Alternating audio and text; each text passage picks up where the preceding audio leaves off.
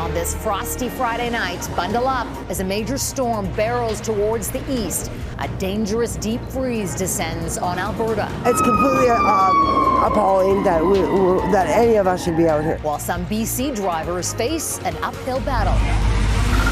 The Middle East crisis becomes more volatile. The U.S. and U.K.'s strikes on Houthi rebels. It's done in partnership with our allies to defend themselves. The concerns about Canada's support and the threat of revenge.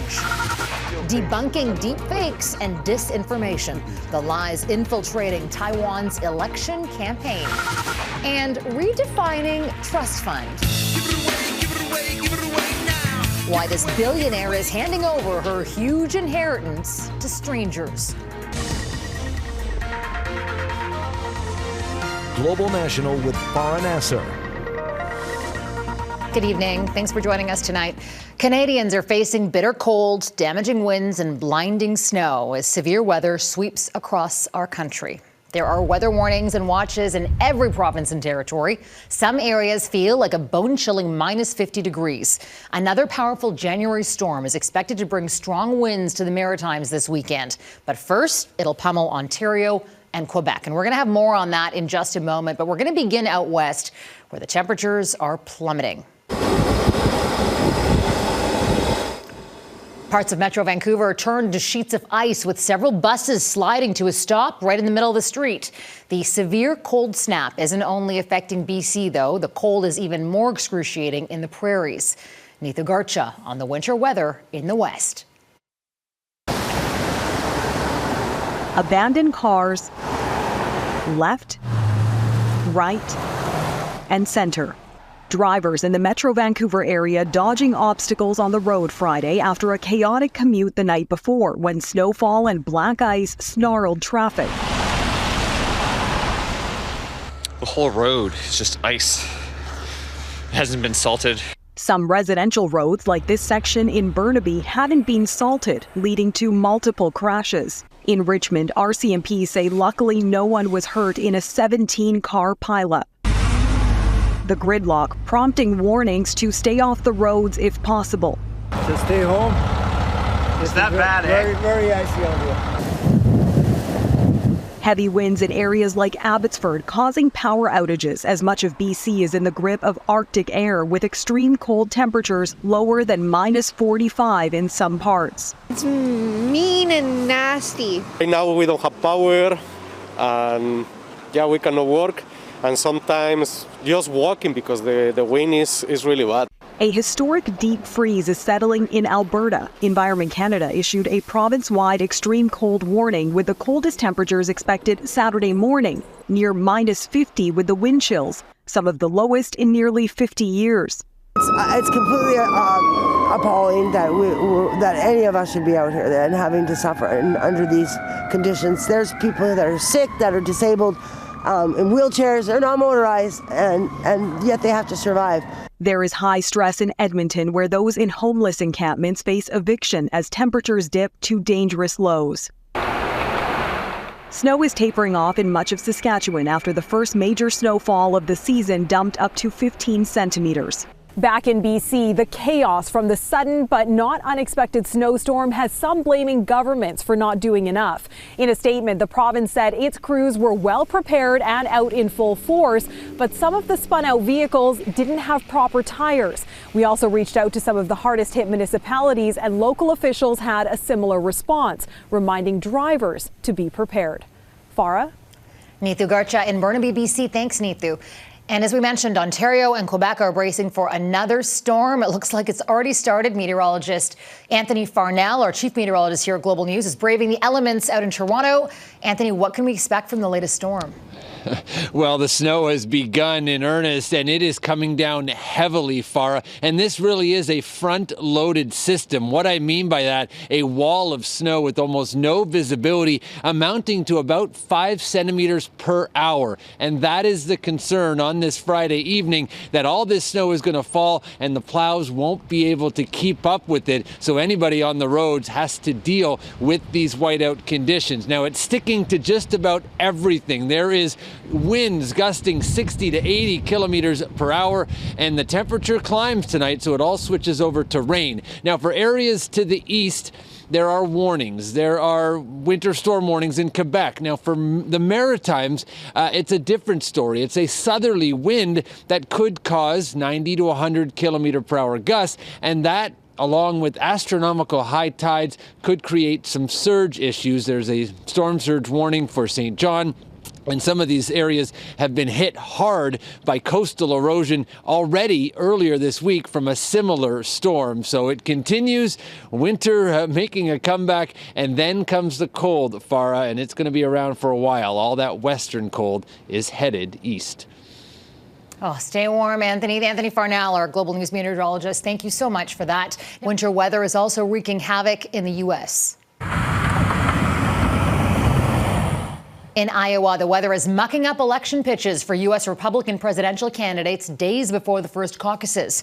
Several campaign events were canceled due to blizzard conditions and temperatures as low as -29.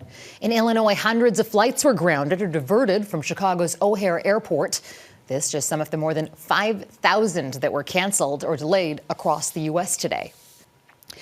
Now to the Middle East, where tensions are escalating beyond the crisis in Gaza. This is after a series of joint British-American strikes on Houthi rebels late Thursday. It's all in retaliation to the Iran-backed group's attacks on ships traveling in the Red Sea since November. These are some of the places that saw airstrikes overnight, though it's not entirely clear what other areas in Yemen were hit. According to the U.S., missiles and aircraft struck 60 targets in 16 locations. The U.S. Defense Secretary says a combination of Houthi air defense systems, logistical hubs, and facilities storing drones and weapons were hit. We will make sure that we respond to the Houthis as they continue this outrageous behavior, along with our allies. Were you de facto proxy? No. Iran does not want a war with us. Now, despite those assurances from the U.S. president, many fear this strike could signal another step towards a wider conflict. Jackson Proskow reports. The coalition airstrikes came after repeated warnings to the Houthis, opening an unexpected new front in the Middle East. We said very loud and clear there would be consequences, and last night there were. For weeks, commercial ships passing through the Red Sea have come under attack. Houthi militants say they're targeting any vessel with links to Israel in solidarity with the Palestinian people. Global trade is upended as cargo ships steer clear. The U.S. and U.K. call their airstrikes an act of self-defense. I think the impetus is mostly economic because we've seen shipping rates for containers go up 50%. And we've seen most companies just decide not to go through the Suez and the Red Sea. Backed by Iran, the Houthis sit on one side of a ceasefire in Yemen's long-running civil war, which could be derailed by the airstrikes and may not cause the militants to change course in the Red Sea, warns Canada's former ambassador to Saudi Arabia. It feeds their narrative that they're standing up against the West. If it escalates even further, they become the victims. They get international sympathy. They've played this card many times over the years. The risk of retaliation remains high. The Houthis insist American and British interests in the region are now legitimate targets. Washington and London say they will not hesitate to take further action if needed. Our aim is very clear. It's to de-escalate tensions and to restore stability to the region. This is a piece of the wider conflict the U.S. had been so desperate to avoid. It is not the direct conflict with Iran that still looms as a possibility. States across the Gulf region are now on high alert, calling for restraint from all sides. Jackson Proskow, Global News, Washington. So who are the Houthis? They're a militia group based in Yemen and led by Abdul Malik al-Houthi. The group emerged in the 1990s, but rose to prominence in 2014 when rebels fought Yemen's government. They seized the capital, Sana'a, and control of much of northern Yemen. The Houthi ideology is built around opposition to Israel and the United States. At one point, they were poorly organized. Their arsenal now includes cruise and ballistic missiles and long-range drones. And the Houthis have now become part of the so-called Iranian-led Axis of Resistance, which includes Hamas in Gaza and Hezbollah in Lebanon. No Canadian equipment was involved in the attack on the Houthis, but this country did play a small role. Prime Minister Justin Trudeau says Canada supported precisely targeted strikes. The Conservatives have endorsed the response, but as David Akin reports, the NDP is concerned Canada's backing an escalation of military activity in a volatile region. Prime Minister Justin Trudeau said Canada's decision to join the coalition military mission flowed from Canada's commitment to a rules-based international order. The Houthis were endangering lives and livelihoods, not just of shipping in the region, but of people relying on the humanitarian supports, the commercial goods that are transiting through that extraordinarily important international waterway. Their actions could not continue. The official opposition agreed. They're operating basically as a Tehran-backed pirate outfit that is threatening international security. But the NDP says while the Houthis are indeed a dangerous group which has committed war crimes and terrorism, it was disappointed in Canada's decision. We need to think about what is the strategy to make sure that Canada is playing a role that results in more peace around the world, that results in more peace in the Middle East. And I don't think what we saw yesterday is something that's going to result in that. No Canadian military assets were used in Thursday's attacks, but the Canadian Armed Forces has deployed 3 staff officers to the coalition mission. They assisted with planning and intelligence analysis. That gives us a window into what's going on militarily, and it also sets us up for success when we again, because I'm certain we're going to do it, contribute frigates to the region. You heard Trudeau taking great care today to characterize the mission: precise, targeted, narrow, limited. That's certainly a recognition that many Canadians and perhaps many MPs in Trudeau's own caucus do not want to see an escalation of attacks and do not want to see more casualties. Farah. David Akin in Ottawa. Thank you, David. Now, during his appearance in Guelph, Ontario, the Prime Minister was also asked about where Canada stands on South Africa's case against Israel at the International Court of Justice, where it's alleged Israel is perpetrating a genocide in Gaza. But our wholehearted support of the IGA and its processes does not mean that we support the premise of the case brought forward by South Africa. The premise of that case was challenged today in The Hague as Israel delivered its defense to the United Nations highest court. As Crystal Gamansing reports, Israel rejected the allegations while accusing South Africa of grossly distorting the facts. The entirety of its case hinges on a deliberately curated, decontextualized, and manipulative description of the reality of current hostilities. Tal Becker stood before the International Court of Justice and asked that it dismiss South Africa's application. Israel's position is that there is no genocide and no grounds for a provisional order to halt military operations. Israeli officials say there is suffering, which they called heart-wrenching and tragic, and becomes magnified by Hamas operating out of civilian infrastructure, including hospitals. You will see a militant going into Quds Hospital with an RPG. Hamas fired at IDF forces from near and from within the Quds Hospital. At Shifa Hospital, Gaza's largest, Hamas managed operations from a closed-off area. Here you can see an opening to the tunnel that ran for hundreds of meters directly under the hospital. In every single hospital that the IDF has searched in Gaza, it has found evidence of Hamas military use. By highlighting these and other examples, Israel attempted to show its targets in Gaza are legitimate. Israel is committed, as it must be, to comply with the law, but it does so in the face of Hamas's utter contempt for the law. South Africa's Justice Minister says Israel failed to disprove their case. And we believe and stand very confident that those facts, the law, still are in violation of the Genocide Convention. It's not known when the ICJ could come back with a decision. Crystal Gamansing, Global News, London. Canada's top soldier, General Wayne Eyre, is retiring after 40 years of service. Eyre has been chief of the Defense Staff since 2021, responsible for the command and control of Canada's armed forces, as well as military strategy. He attended military college in Ontario and British Columbia, and he served in Cyprus, Croatia, Bosnia, Korea, and twice in Afghanistan. Prime Minister Justin Trudeau announced Eyre will retire this summer, and he thanked him for his unwavering service to Canada. A warning to check your pantry tonight. Coming up, the popular snacks that are being recalled and why. Quaker Canada's issued a nationwide voluntary recall of some of its most popular granola bars and cereals due to potential exposure to salmonella. The recall affects nearly 40 products with expiry dates between January 11th and September 7th of this year. A full list can be found on the Canadian Food Inspection Agency's website. Quaker says out of an abundance of caution, customers should dispose of the products or return them for a refund. Ahead, Taiwan cracks down on deep fakes influencing its key election.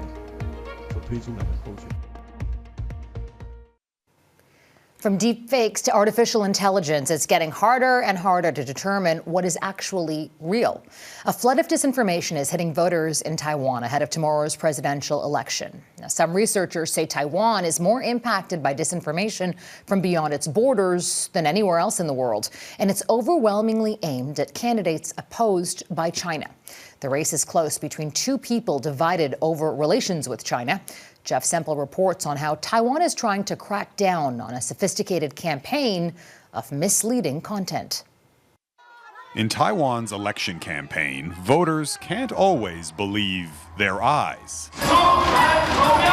That's presidential candidate William Lai. His Democratic Progressive Party, or DPP, rejects Beijing and wants closer ties with the West. But in this YouTube video, Lai praises the pro-China opposition, claiming they represent Taiwan's mainstream view.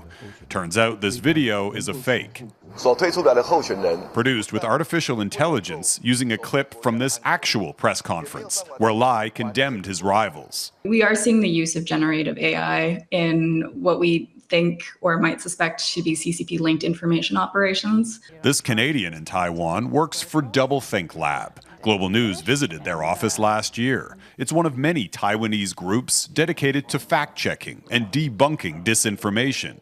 And in this election campaign, they've had their hands full with fake videos and posts. A lot of these content managers are faking accounts. A lot of these accounts are coming out of Cambodia, China, and Malaysia, which are trying to manipulate opinion.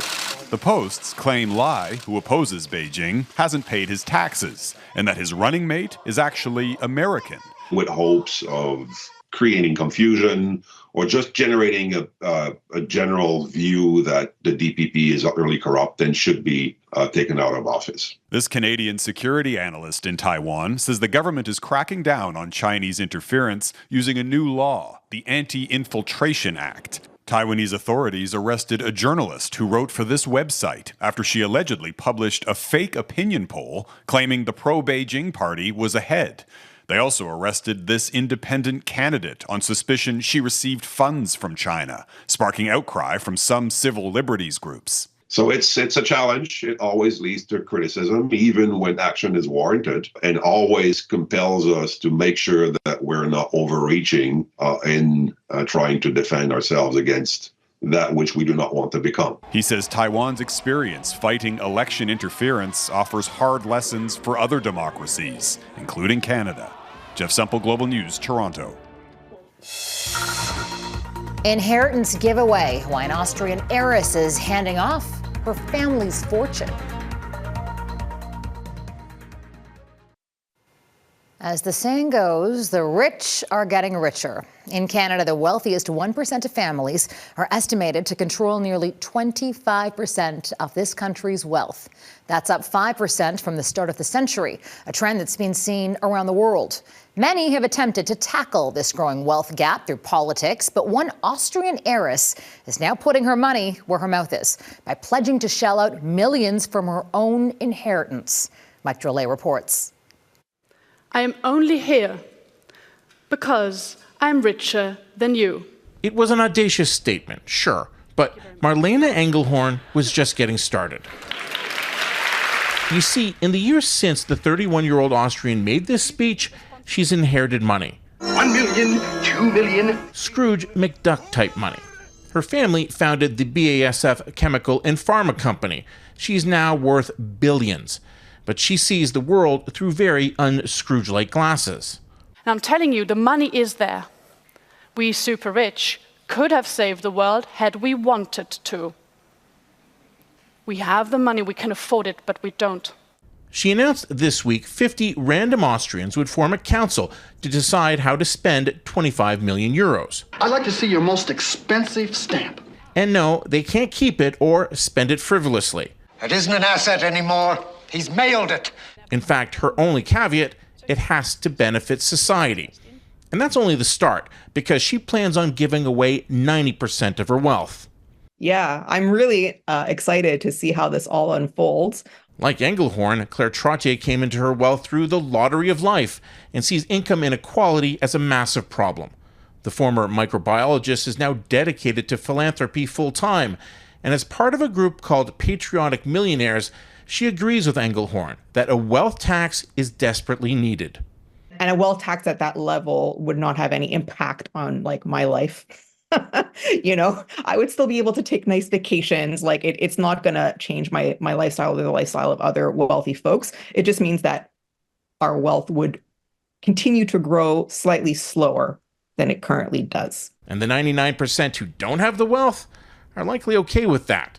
Mike Rollet, Global News, Toronto. And that's Global National for this Friday night. I'm Farah Nasser. On behalf of our whole crew, I want to thank you for spending part of your evening with us. Take a look at your Canada tonight. It is the Sundog near Elrose, Saskatchewan. Until tomorrow, take care of yourselves and take care of each other. Good night.